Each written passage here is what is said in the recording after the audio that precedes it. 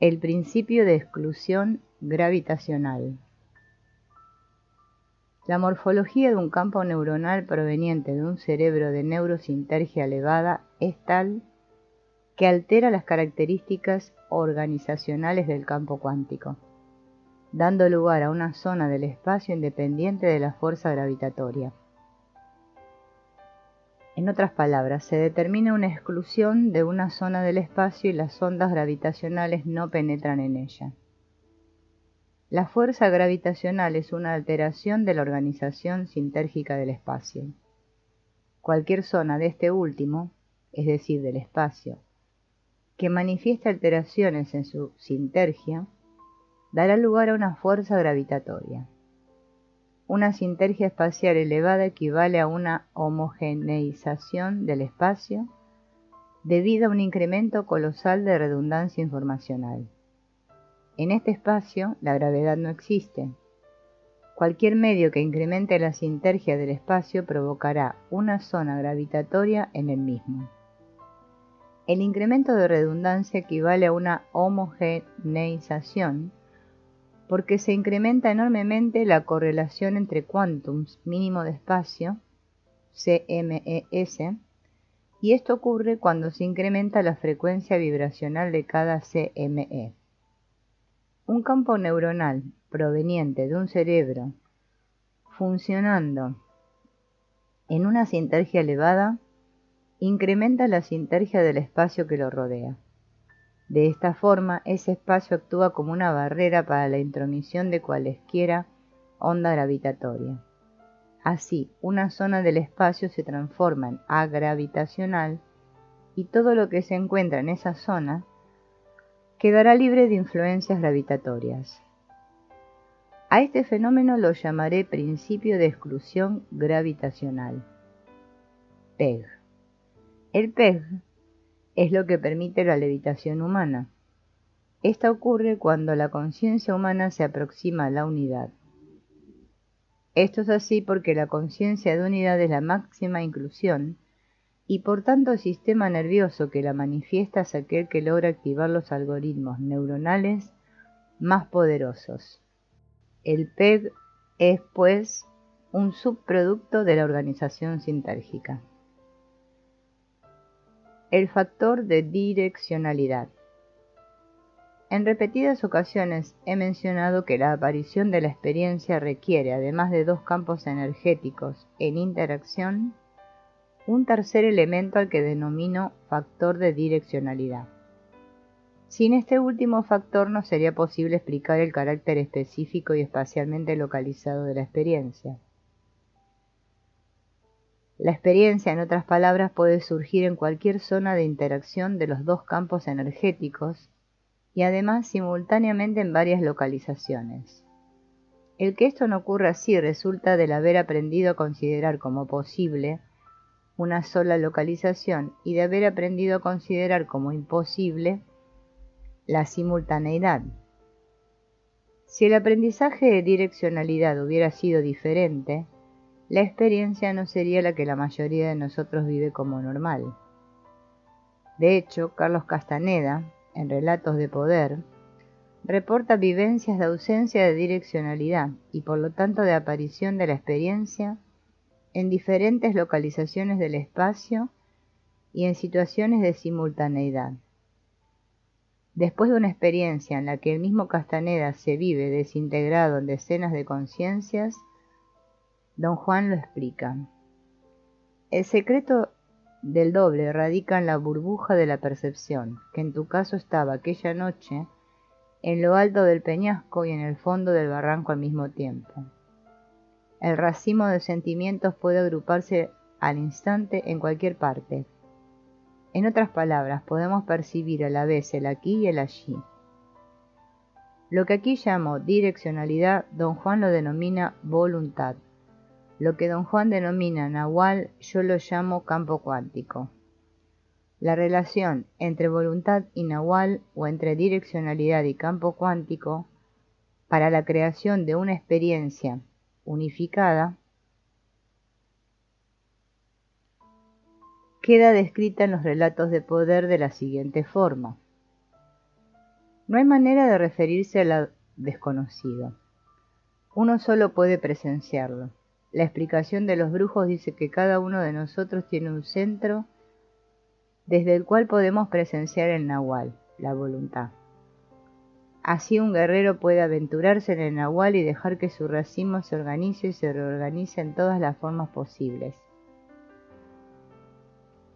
Te he dicho que la expresión del Nahual es un asunto personal. Con eso quise decir que depende del guerrero mismo dirigir la organización y reorganización de ese racimo. La forma humana o el sentimiento humano es el arreglo original, capaz para nosotros. Esa es la más dulce de todas las formas. Sin embargo, hay un número infinito de formas alternas que el racimo puede adoptar.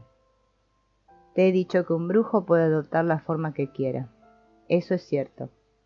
Un brujo que está en posesión de la totalidad de sí mismo puede dirigir las partes de su racimo para que se unan en cualquier forma concebible. La fuerza de la vida es lo que hace posible ese barajeo. Pero una vez que la fuerza de la vida se agota, no hay modo de reintegrar el racimo. La experiencia unificada es la resultante final de un procesamiento hipercomplejo.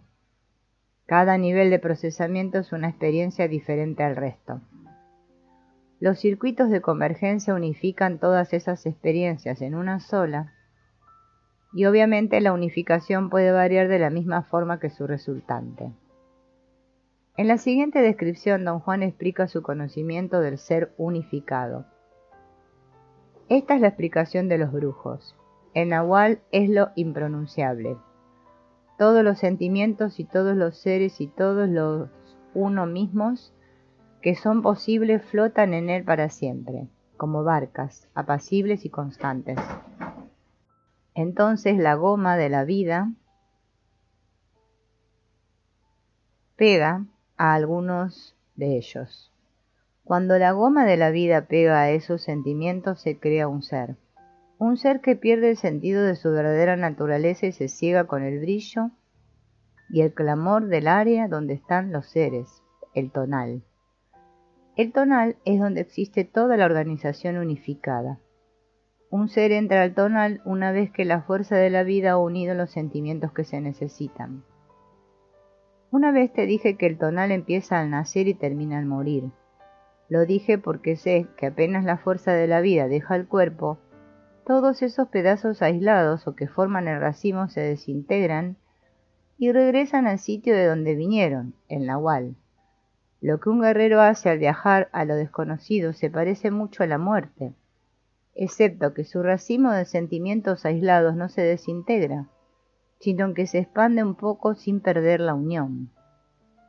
En la muerte, sin embargo, todos se hunden en lo profundo y se mueven por su propia cuenta, como si nunca hubieran sido una unidad. Cuando el campo cuántico intensifica alguna de sus porciones, se crea la materia en todas sus formas. El Nahual se transforma en tonal. La unificación de sentimientos equivale a lo que yo he denominado incremento sintérgico. La experiencia que don Juan trata de explicar es la siguiente.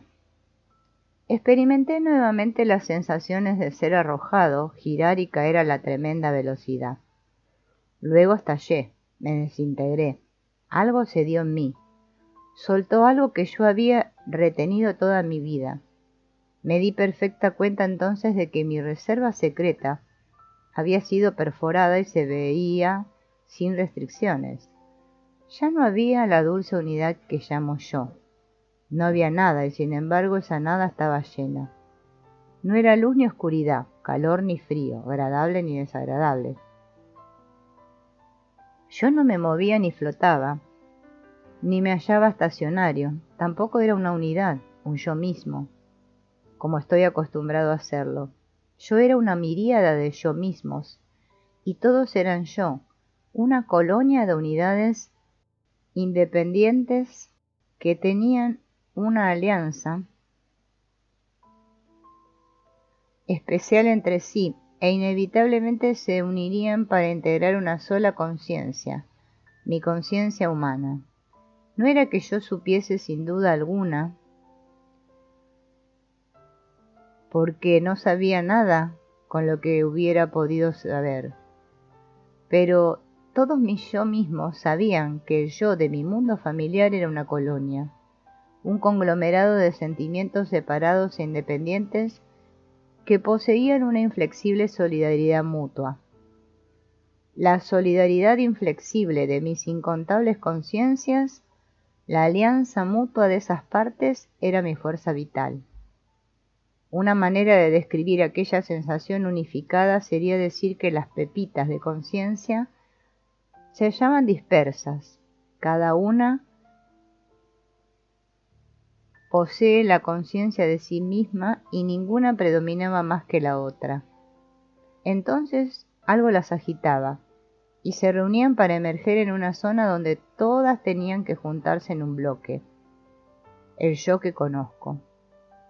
Luego yo, como yo mismo, presenciaba una escena coherente de actividad mundana o una escena referente a otros mundos, y que me parecía pura imaginación, o una escena que pertenecía al pensamiento puro, es decir, visiones de sistemas intelectuales, o de ideas concatenadas como verbalizaciones.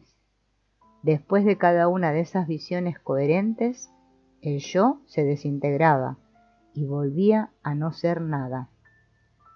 La visión parece hablar de cuántums mínimos de espacio, cada uno de ellos constituyendo sendas conciencias, y luego su unificación en un sistema de inclusión materializado. Las relaciones entre CMES podrían estar asociadas a las leyes sintérgicas y las particularidades de las interacciones energéticas discutidas antes. El factor de direccionalidad sería en este nivel las leyes de unificación.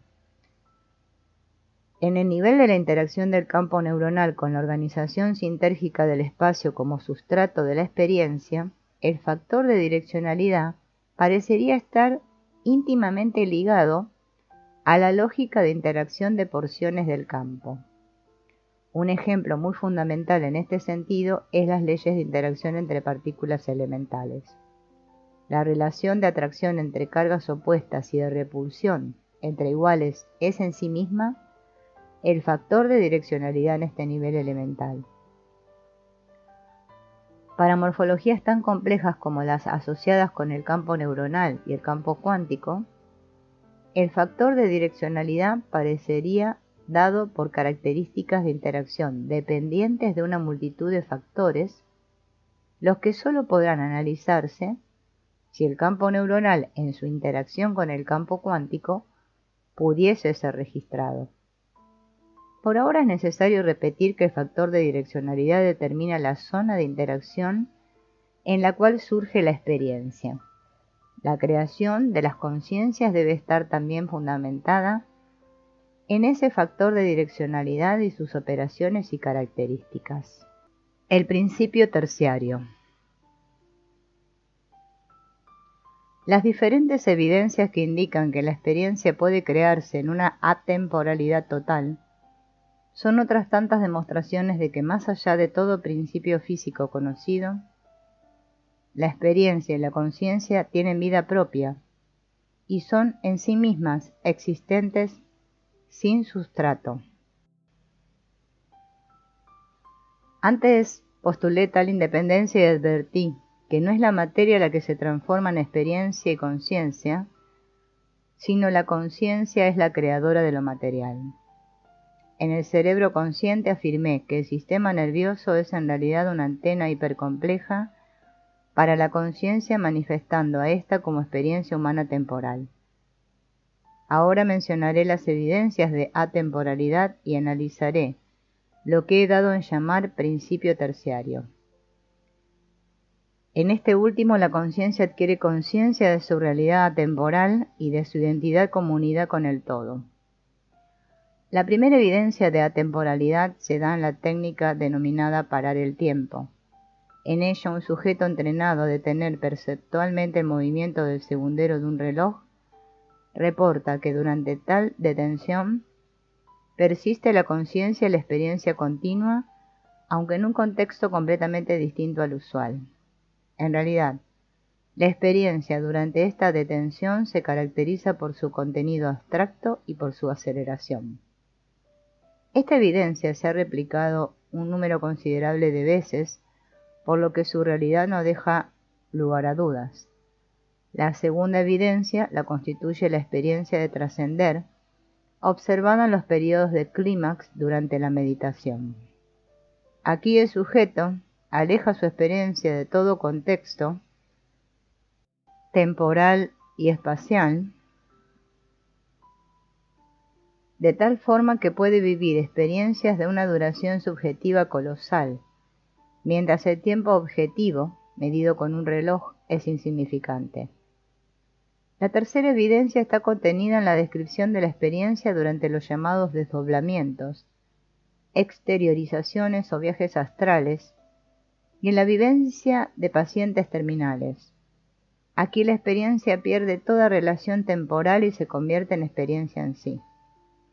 Todas estas evidencias indican que lo que denominamos experiencia y lo que llamamos conciencia son fenómenos que, aunque generalmente están ligados con un transcurrir temporal objetivo, en sí mismos son independientes de la dimensión temporal, de la espacial y en general de cualquier parámetro o sustrato físico conocido. En el capítulo anterior incluí la descripción de Carlos Castaneda relativa a la posibilidad de localizar la experiencia en cualquier lugar del espacio, inclusive en dos lugares al mismo tiempo. Esto demuestra la independencia de la experiencia con respecto a la localización espacial.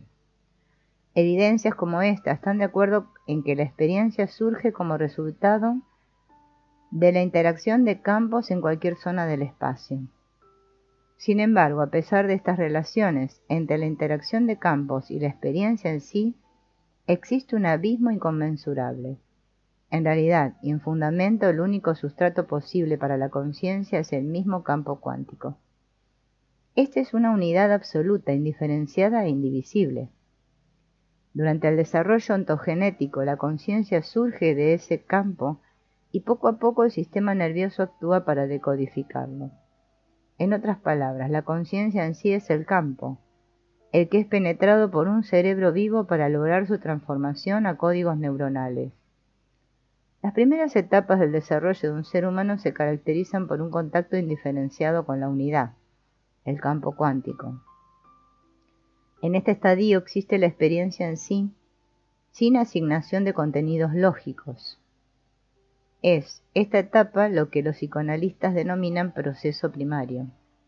Aquí el infante no ha logrado diferenciarse de lo que le rodea, estableciendo con los objetos y los seres una relación de continuidad sin límites o barreras. Con la conciencia corporal y la independencia objetal comienza el desarrollo del proceso secundario. Cuando este proceso se completa, el sujeto se siente con una identidad separada y única. La conciencia del yo es clara y dramática en el proceso secundario, el que se define como la aparición y desarrollo de un yo independiente y autorreconocido como único y aislado. Lo que denomino proceso terciario es un desarrollo a partir del primario y una continuación del secundario.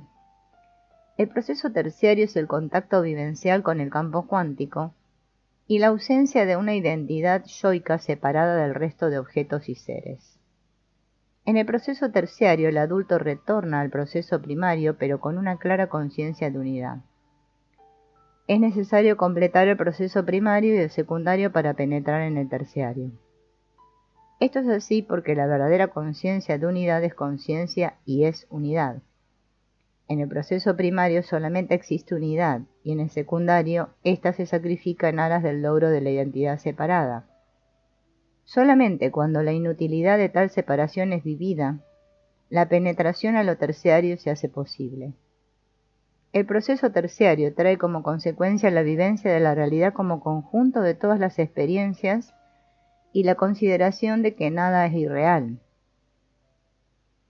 Así un sujeto en el proceso terciario sabe que lo que se imagina tiene tanta realidad física como lo que ve y comienza a experimentar el efecto directo de sus pensamientos sobre objetos y seres humanos. Si con su mente traza una línea en el espacio, sabe que esa línea existe como entidad física. Por otro lado, en el proceso terciario, los fenómenos sincronísticos se estimulan. En este punto es necesario hacer una aclaración. Cuando analicé la concentración informacional incrementada en un espacio de alta sinergia, mencioné que cada CME de tal espacio contiene las resultantes informacionales de todo lo que le antecede. En otras palabras, convergen en ese CME todos los CMES previos. Esta concentración informacional no debe entenderse como una simple suma de información en una porción de espacio, sino como la creación de algoritmos más poderosos.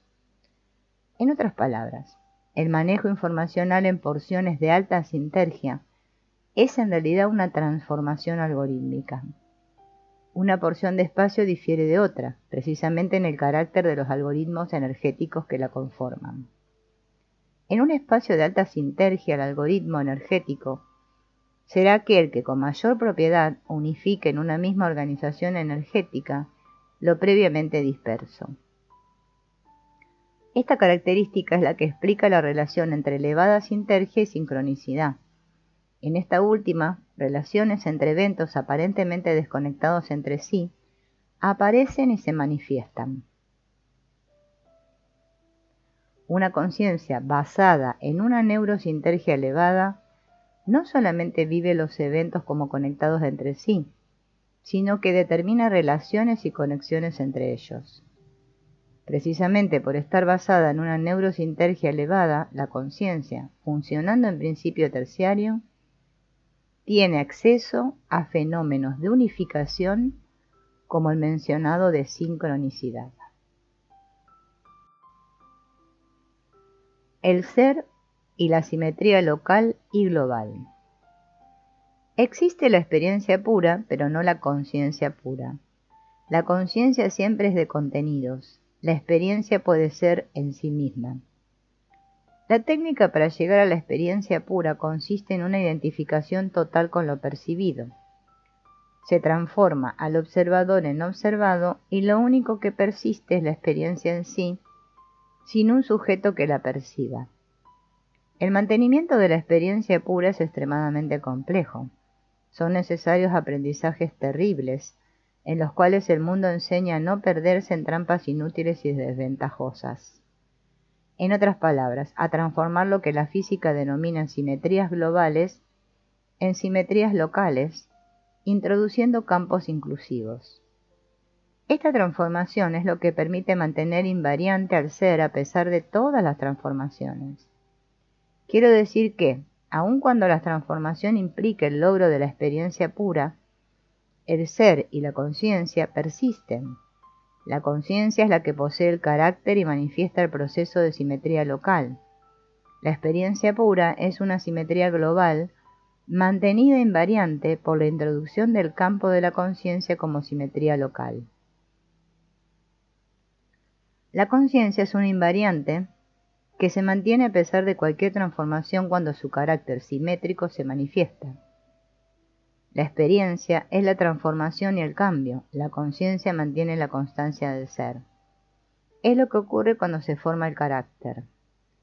Previamente al encuentro del ser consigo mismo, no existe constancia ni invarianza aún de la conciencia. Después, esta última se conserva a pesar de todas las experiencias. Para comprender lo que la física llama simetría local y global, transcribiré un texto reciente de Daniel Friedman y Peter van Nieuwenhuizen, dos científicos, que dicen: una simetría puede entenderse como un movimiento que deja invariante la forma de un patrón o un objetivo. Por ejemplo, un cubo rotado 90 grados aparece como sin cambio y una esfera es invariante después de cualquier rotación sobre su centro. Las teorías físicas pueden tener simetrías del mismo tipo, pero lo que permanece invariante después de una transformación no es un patrón o un objeto, sino las leyes matemáticas de la propia teoría. Los físicos reconocen ahora el conocimiento de la simetría como básico en nuestro entendimiento de la naturaleza. Como un ejemplo de una simetría fundamental, consideran los astronautas estudiando fenómenos electromagnéticos desde dos naves flotando libremente y con una velocidad relativa constante en el espacio interestelar. Cada astronauta define un sistema de coordenadas centrado en su posición y con una orientación diferente a la del otro. Los dos astronautas identifican, por tanto, eventos externos con coordenadas diferentes, por lo que el registro de sus observaciones será también diferente. Sin embargo, si ellos reducen sus datos a leyes físicas, ambos encuentran que las leyes de Maxwell son válidas. El principio demostrado por este experimento imaginario es llamado la invarianza de Poincaré. El nombre del matemático francés Henri Poincaré. Es la simetría del espacio-tiempo, sustrato de la teoría espacial de la relatividad. Comparaciones de las observaciones hechas por los dos astronautas demostrarían que sus sistemas de coordenadas están relacionados en la forma que requiere la relatividad espacial. La invarianza de Poincaré se aplica siempre y cuando los dos sistemas de observación mantengan una constancia en su velocidad relativa. Existen simetrías locales y globales. La transición de una simetría global a una local describe el origen de las fuerzas gravitacionales y electromagnéticas, y existen razones para sospechar que las otras fuerzas también emerjan de simetrías locales. Una simetría global es aquella en la que una transformación es aplicada uniformemente a todos los puntos del espacio. En una simetría local, cada punto es transformado independientemente. El ejemplo de una simetría global es una esfera que gira sobre su eje. Todos los puntos de la esfera se transforman en forma similar y la esfera mantiene su forma. Con una esfera ideal se podría mover cada punto independientemente de los otros, empujando o jalando cada punto de su superficie, pero conservando la distancia constante entre esos puntos y el centro. Puesto que la esfera conserva su forma, se puede hablar de una simetría. Sin embargo, cada punto es transformado independientemente de los otros, y por ello es una simetría local. Existe una diferencia fundamental. Si la esfera es de hule, la simetría local crea jalones de su membrana por el movimiento independiente de los puntos en ella. Fuerzas elásticas son creadas similares a las fuerzas que aparecen cuando una teoría física posee una simetría local. Las fuerzas son las unificadoras de las transformaciones locales, puesto que actúan sostenidas por un patrón que descubren cuando son activadas. Las fuerzas son una manifestación de la forma total. Y siguen los autores. La invarianza en Poincaré es una simetría global porque una transformación entre los dos grupos de coordenadas empleados para describir un determinado punto en el espacio-tiempo es la misma para todos los puntos.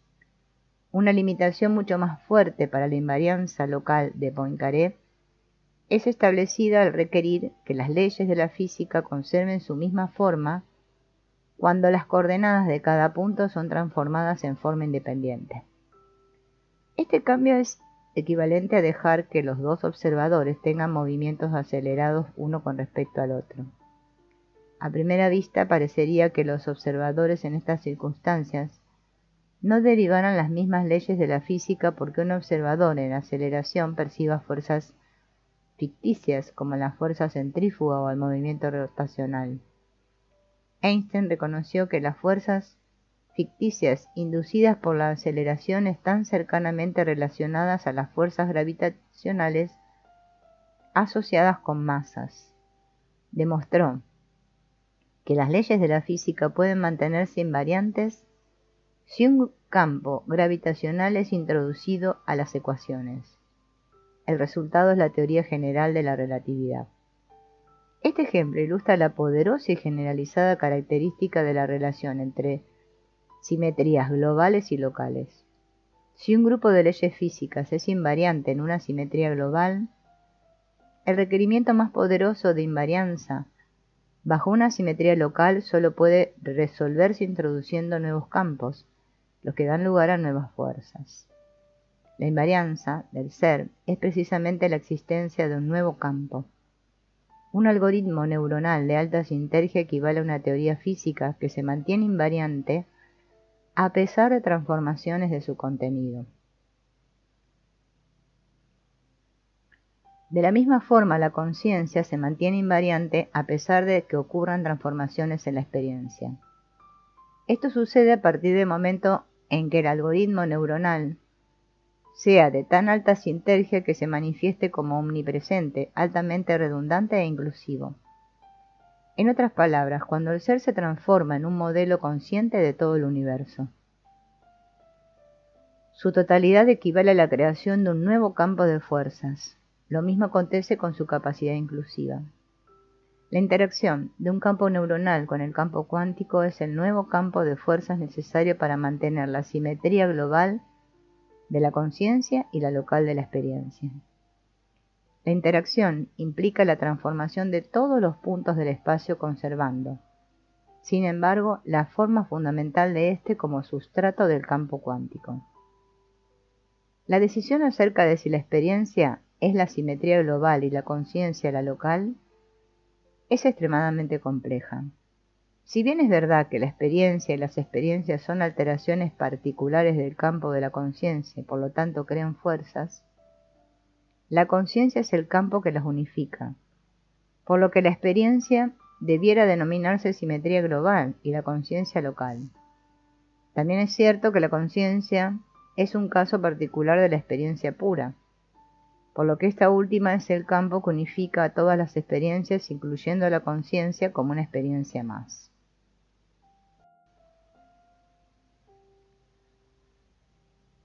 Desde este último punto de referencia, la experiencia pura sería el campo de fuerzas necesario para unificar las transformaciones independientes de todas las conciencias. Las conciencias serían las simetrías globales enclavadas dentro del todo, que es la experiencia pura, simetría local. En realidad, la simetría local es una inclusión más poderosa y la global menos. El desarrollo de la física muestra la aparición de concepciones cada vez más unificadoras, transformando las simetrías globales en locales por el contacto con universos más expandidos. En otras palabras, la aparición de un nuevo campo de fuerza unificador es a su vez elemento de una matriz más amplia y que le sirve de trasfondo o sustrato al campo de fuerzas. Este último es la manifestación del sustrato. Así, el campo cuántico es menos inclusivo que el espacio. Es concebible un espacio sin campo cuántico, pero no un campo cuántico sin espacio. El espacio es la simetría local y el campo cuántico la global. De la misma forma, entre la experiencia, la conciencia y el ser, existen una serie de relaciones de inclusión que son otras tantas simetrías locales. Esto último es de suprema importancia para entender el desarrollo humano. Considerando la experiencia como pura, ya dije que la conciencia sería la simetría global y la experiencia la local. Sin embargo, si la experiencia pura es experimentada, debe serlo por alguien, puesto que la experiencia pura es trascender todo factor de direccionalidad. El experimentador de la experiencia pura debe ser el todo. En otras palabras, la interacción del campo neuronal con el campo cuántico en el espacio. Llamemos a esta nueva simetría local el ser, con mayúsculas.